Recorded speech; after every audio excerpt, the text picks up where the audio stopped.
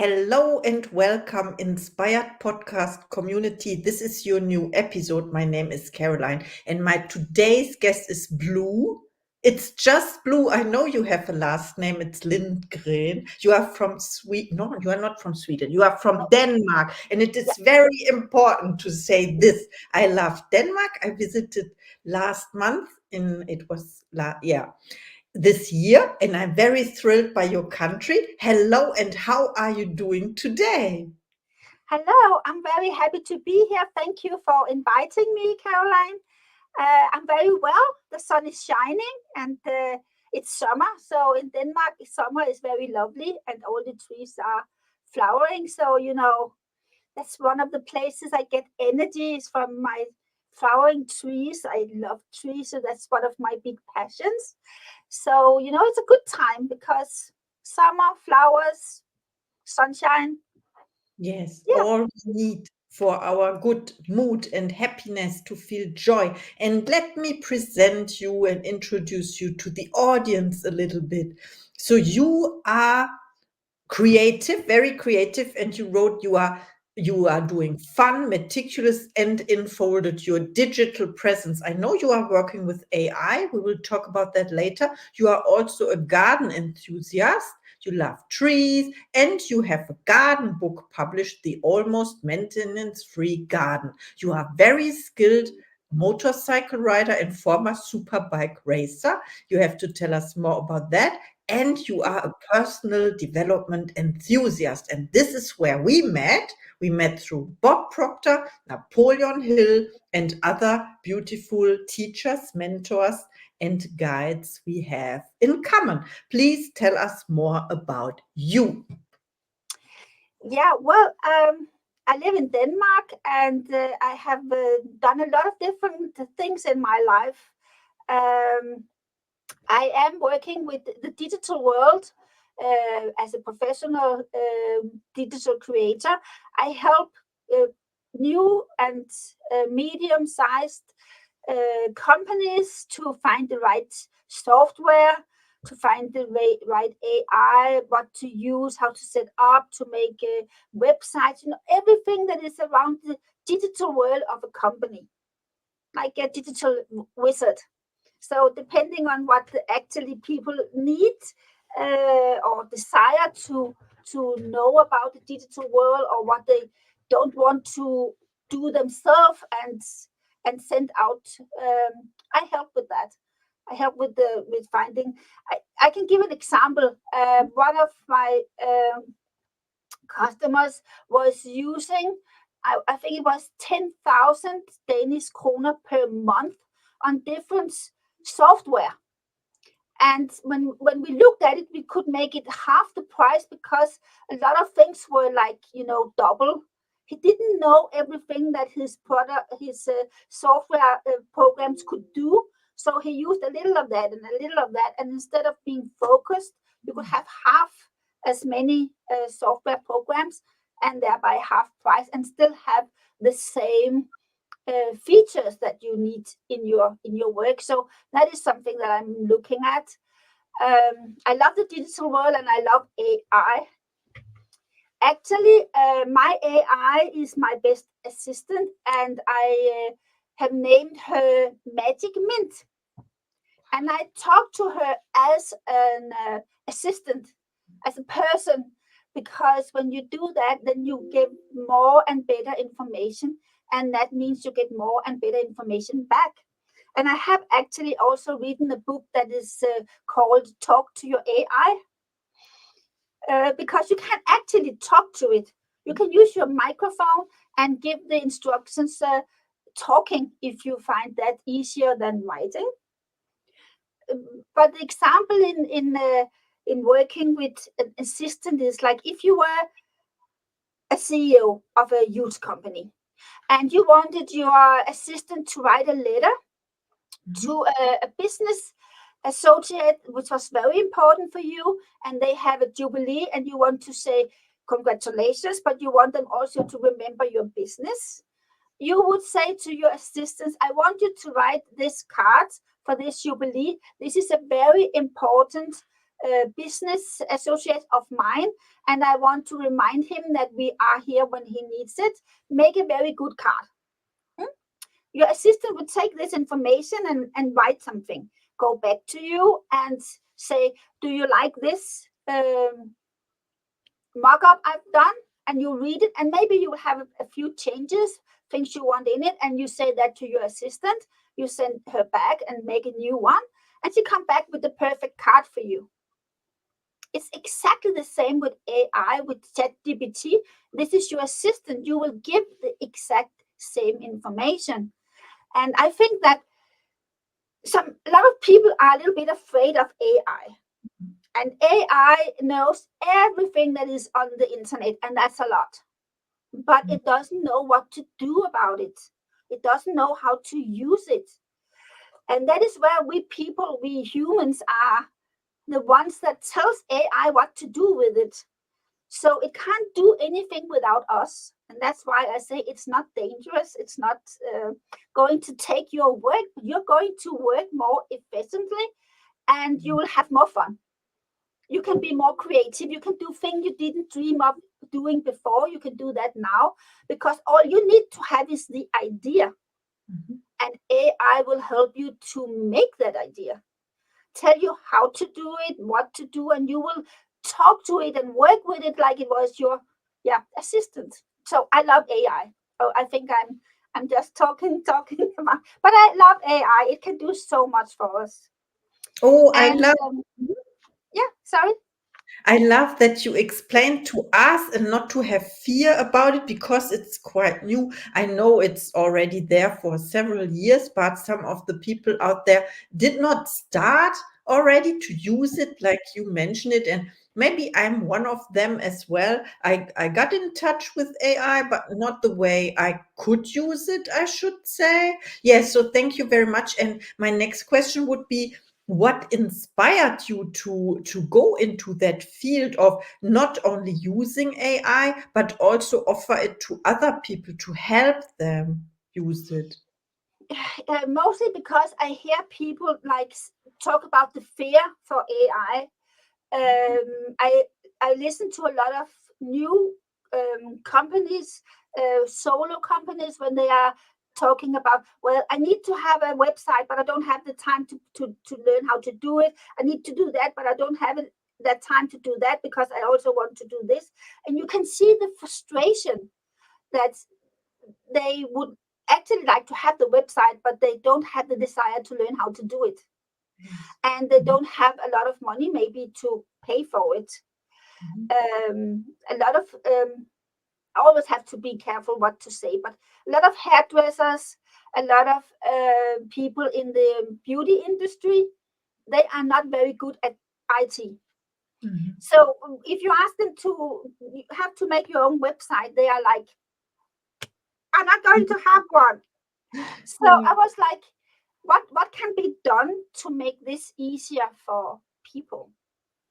So what I do is I give them ideas how to work with things, how to make it easier. But I'm also right now working on a brand new concept that will make it much more easier for small, new, and medium-sized companies to have a website without a huge down payment for the website. So I'm working on that concept, and I think within the next few months it will see the daylight and be on, and I'm very excited about that. But mostly the inspiration to look at what can be done is the new start companies' frustration that they would love to work with what they love to do, like for example you, for coaching people.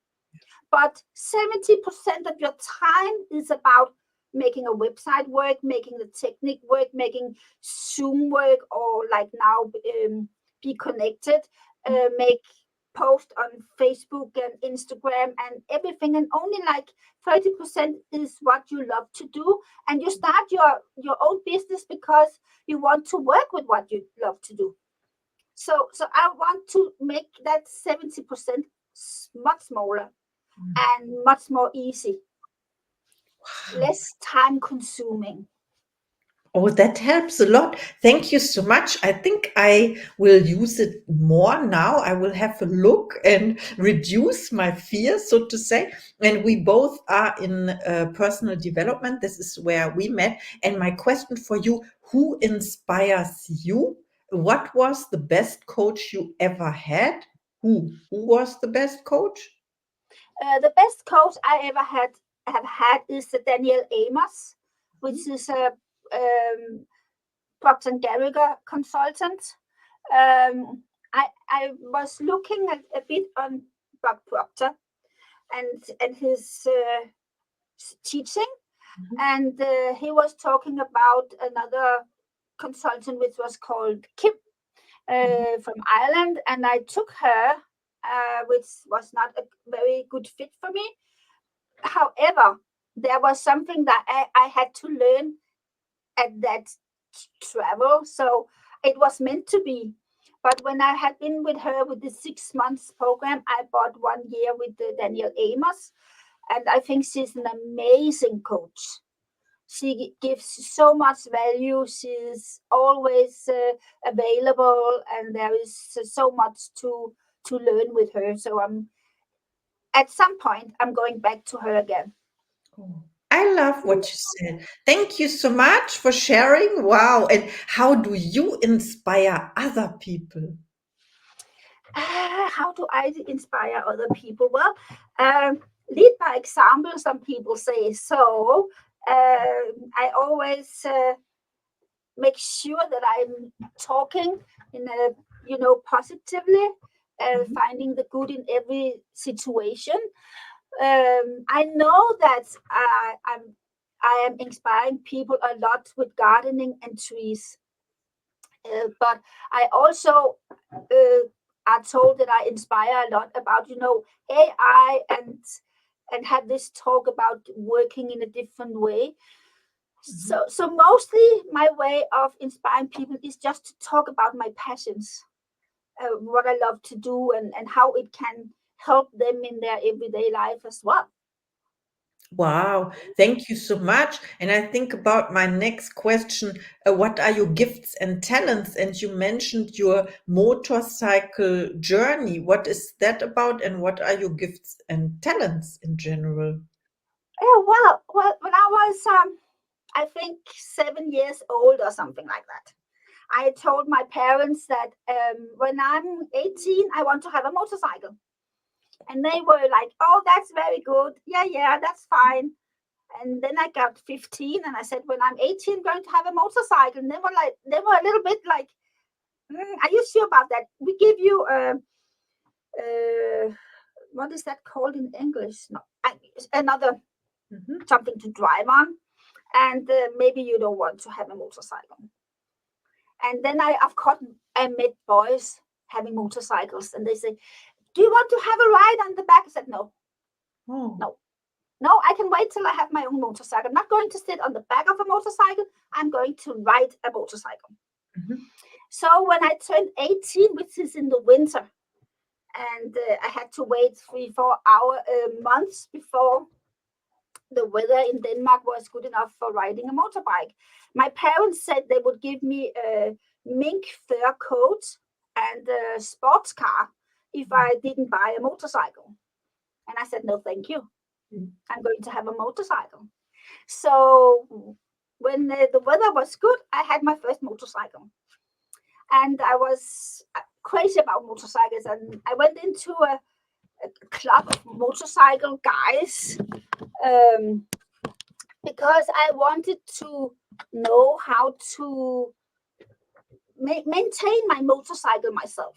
Mhm. I didn't want to just go to a garage and have it made. I wanted to be able to do it myself.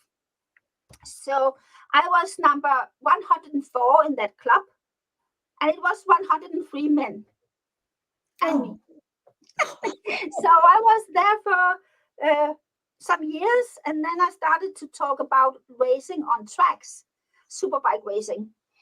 And I was very lucky to have a connection, a guy which has a garage, and he was missing one leg.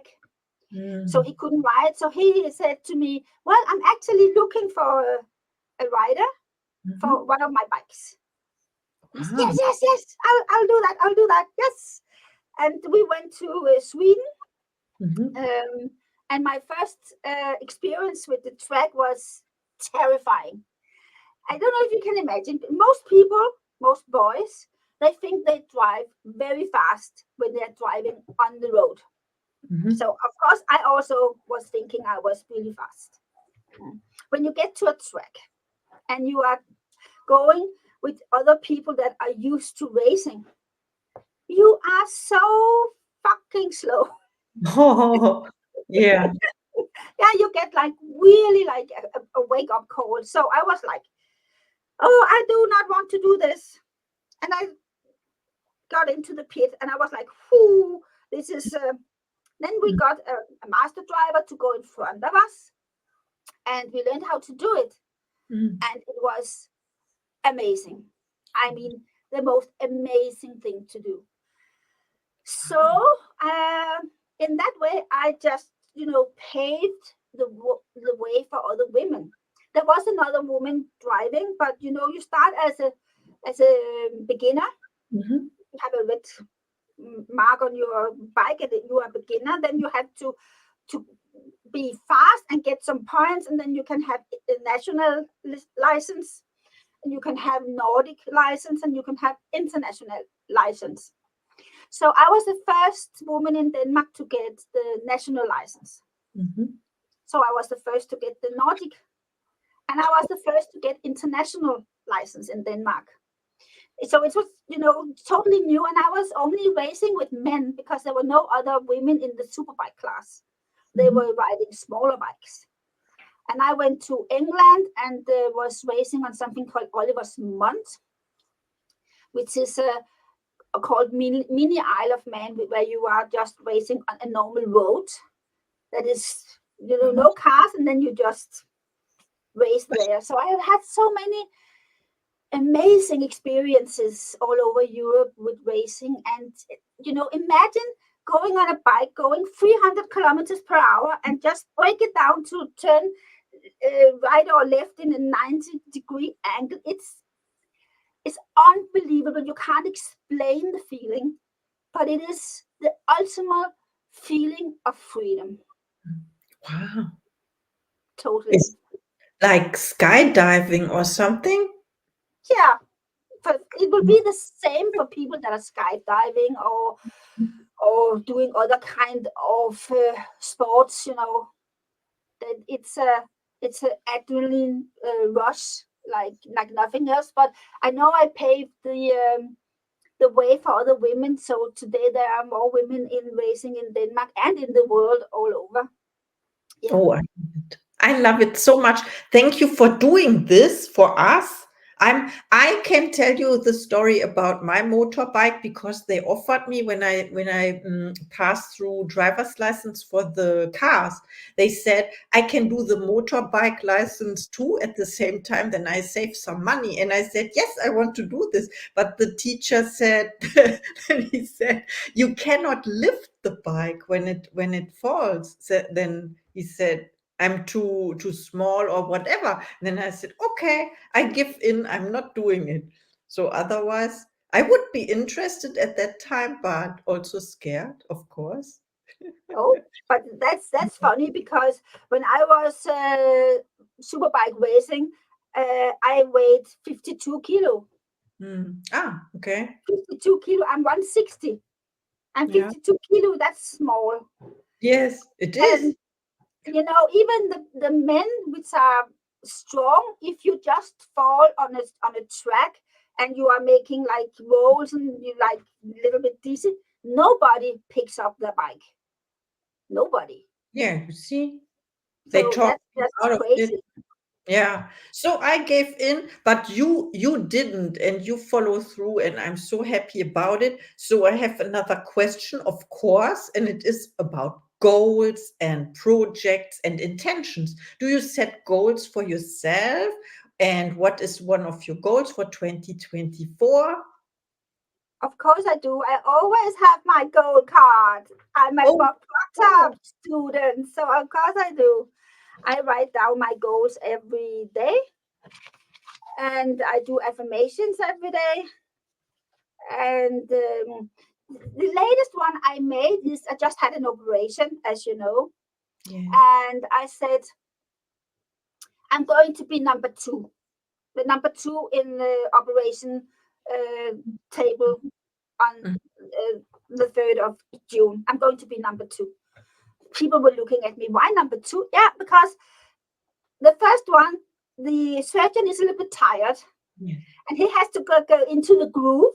And when he has made the first one, then it's me and he's awake and he's fresh and he's in the groove. So I get the best operation. I was Wow. actually set to be number three.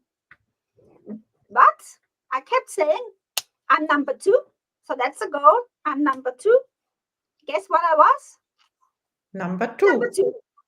Of course. Oh, Of course. congratulations. And good recovery as well, because I know it's only 1 week and you said it is several weeks now of recovery. So thank you so much for sharing one of your, it is not only a goal, it is a manifestation because it is a goal that you achieved already. And you know what? With your goal card, you are one of few people that have their goal card in written, their goal, and carry it around, as Bob Proctor said. So Yeah. I love it. I love it so much. Okay, And my next. I also said I will be the first day on 2 crutches, the second day on 1 crutches, the third day I will go without crutches, second day I could go without crutches. I'm not allowed to. I'm not allowed to, but I can. So I can But you, walk without crutches after 2 days. I love it. And you know, that is goal setting and it is manifesting because what it comes down to is belief. Mhm, mhm, When people are telling you that's not possible, mhm. what? That's what I'm going to do. Yes, So yeah, I can walk without crutches. Yeah, I love it. after 3 days, and Oh, it's a huge operation actually. Yeah. oh, thank you so much for sharing. And I have a last question for you. It is when people reach out to you after listening to this episode, do you have, I know you have offers and services for us. What is it? What can they expect? Well, it depends on actually what they like. I will be able to offer them a very good deal on websites. It's just not quite there yet, but it will be very soon. So if there is somebody out there that doesn't have a website and want to and don't want to put down a huge down payment, let me know. Contact me. And if somebody wants a maintenance-free garden, I have a book in Danish and English on how to do exactly that. And for all the listeners which would be interested, I would like to offer for free my AI book, Talk to Your AI. Oh, this is so generous. Thank you so much for this marvelous offer. I cannot say thank you enough. And if you have a last message to our audience to share, please. Yeah, if you want to get the book for free, you have to go to my website, Blue. What is that called? Oh, the line between two things. Is it bluegodigital.com? Ah, you mean Blue Go Digital. Yeah. mhm. On that one, there is a menu. It's called, I think, the club. And in there, you will sign up and you will get the book for free.